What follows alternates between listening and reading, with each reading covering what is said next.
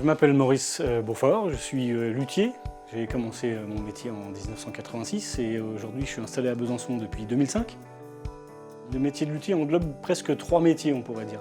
Le métier de fabricant, il y a la restauration, donc c'est ce qu'on fait principalement à l'atelier, et l'expertise, qui est presque un autre métier en fait, où il faut savoir reconnaître les instruments, savoir reconnaître leur provenance, même jusqu'à trouver le nom du luthier qui l'a fabriqué, et même parfois l'année pour aller très très loin. J'avais vraiment envie de travailler un métier du bois. Si ça n'avait pas été la lutherie, ça aurait été l'ébénisterie. Donc j'avais présenté l'école Boulle. Et puis je me suis vraiment passionné pour la musique, même si j'étais vraiment pas du tout dans ce milieu. Et donc un jour j'ai découvert le métier de luthier à la télévision. Et ça a été le coup de foudre, réellement quoi. J'étais petit, hein, je devais avoir peut-être 13 ans. De ce jour-là, la passion n'a jamais diminué. Dans l'ébénisterie, on fait un objet, un très bel objet, un objet utilitaire, on va dire. Et dans la lutherie, c'est un peu la même chose avec le petit supplément, c'est le son, quoi. Une des parties les plus complexes de la lutherie, c'est ça, c'est de faire sonner très bien un instrument. C'est pas seulement faire un bel objet. Ça se joue sur beaucoup de paramètres. Il y a au départ le choix du bois de l'instrument.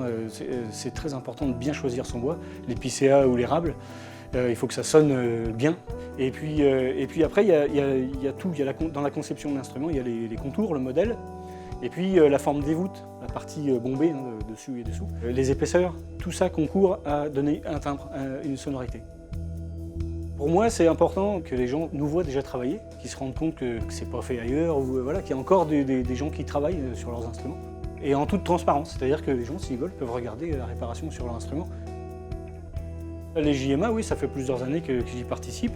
Alors, ça a été la plupart du temps dans l'atelier, mais ça a pu être aussi à l'extérieur. Dans la cour de l'école, en fait, pour les JMA, dans notre rue, on organise une sorte de rencontre avec les gens, des artisans de notre rue. Et de certains autres d'ailleurs, qui font partie de Métiers d'Art en Franche-Comté, l'association dont je fais partie.